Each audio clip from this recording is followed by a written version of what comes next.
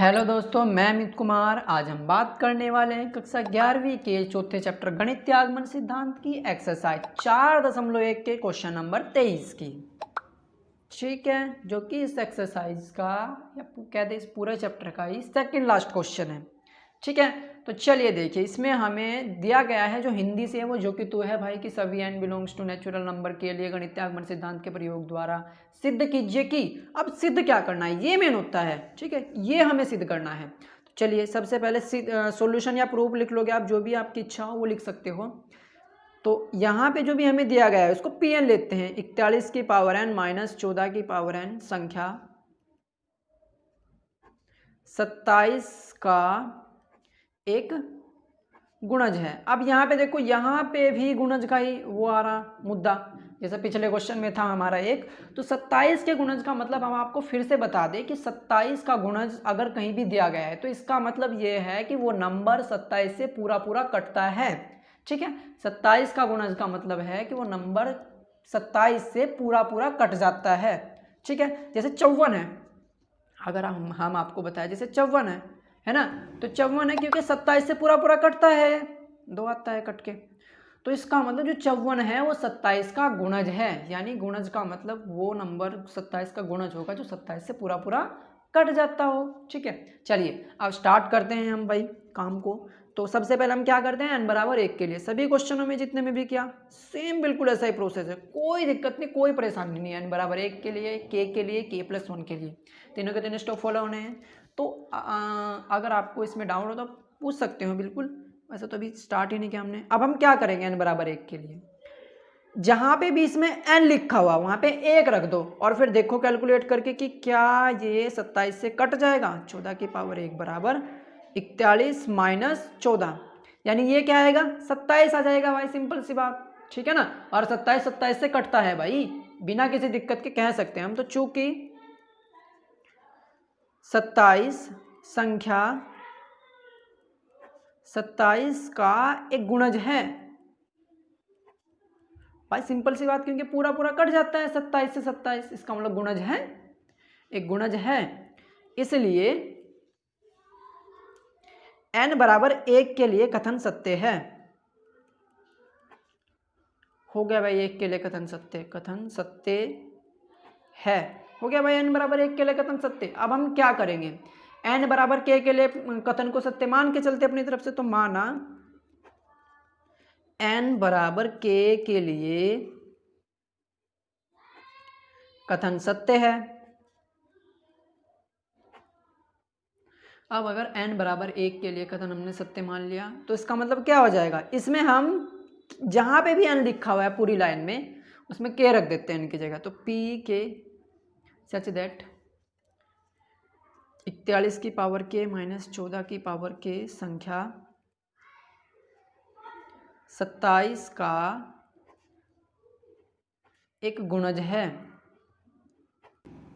ठीक है, यानी हमने कहा कि जो 41 की पावर k माइनस 14 की पावर k है ना, वो 27 का एक गुणज है, यानी 41 की पावर k माइनस 14 की पावर k क्या है, 27 से पूरा पूरा कट जाता है। ठीक है, इस बात का हम यूज कर सकते हैं कहीं पे भी, अगर हमें ये मिलता है तो हम कह देंगे कि 27 से पूरा पूरा कट जाता है। अब देखें यहाँ पे n बराबर k के लिए k+1 के लिए सत्यता की जांच करनी है, ऐसा ही तो लिखते हैं हम। तो कोई लिखना है बस, यहाँ सत्यता की जांच करनी है।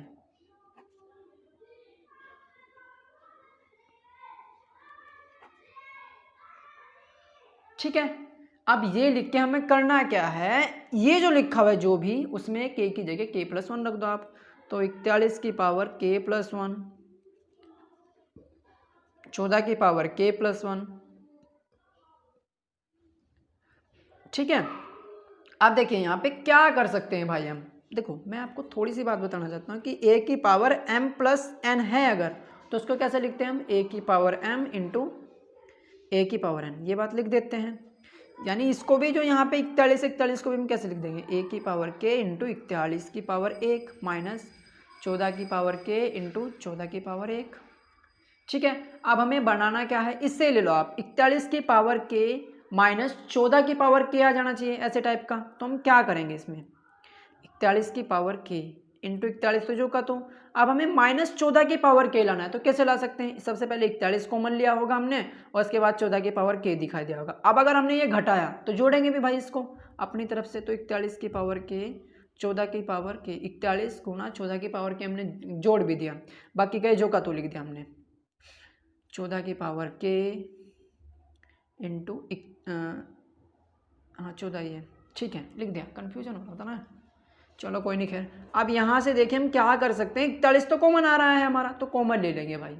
41 की पावर के -14 की पावर के बचा यहाँ पे, ठीक है। इसके बाद यहाँ से हमारा 14 की पावर के कॉमन आ रहा प्लस का, ले लिया हमने भाई 14 की पावर के। बचा क्या है यहाँ पे 41 बचा माइनस यहाँ पे 14 बचा, ठीक है इजीली हो गया। आप देखें यहाँ पे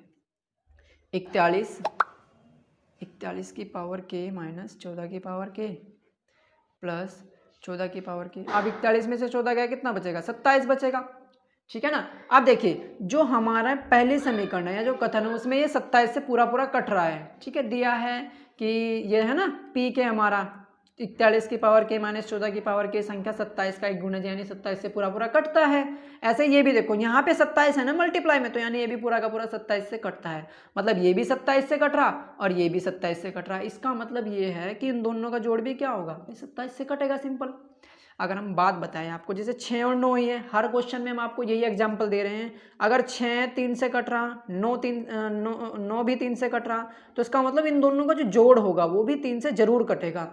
सेम नंबर से कट रहे हैं ना, तो ये भी देखो 27 से कट रहा, इसका मतलब पूरा का पूरा जो इसका जोड़ होगा वो भी 27 से कट जाएगा। तो हम लिखेंगे चूंकि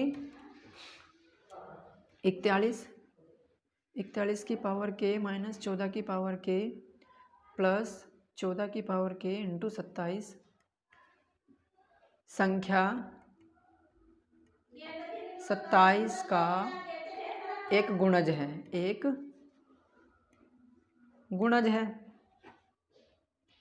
अब देखो यानी कि ये हमारा 27 का गुणज आ गया, तो इसका मतलब कथन सत्य हो गया हमारा।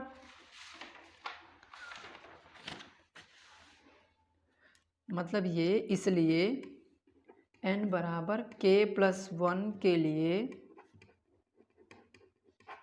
कथन सत्य है, के लिए भी कथन सत्य है, ठीक है। n बराबर k+1 के लिए भी कथन सत्य है। अतः गणितीय आगमन सिद्धांत, गणितीय आगमन सिद्धांत से कथन Pn सिद्ध होगा। यही हमारा आंसर है दोस्तों। अगर आपको इसमें कुछ भी डाउट था आप हमें कमेंट करके बता सकते हैं। Thank you.